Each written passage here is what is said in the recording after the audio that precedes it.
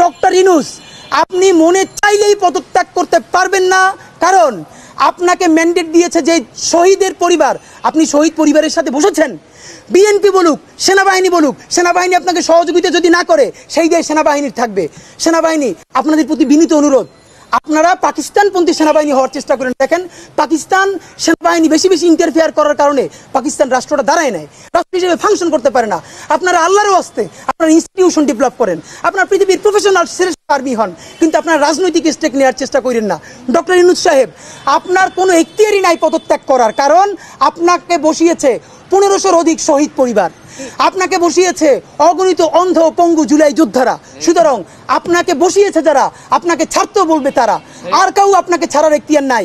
বাংলাদেশে শুধু আপনাকে গার্ডিয়ান মেনে আমরা এই পর্যন্ত রাজপথে পড়ে আছি। আপনি বিদেশ চলে যাবেন, আমরা যাব কোথায়? আপনি যদি পদত্যাগ করতেই চান তাহলে বাংলাদেশের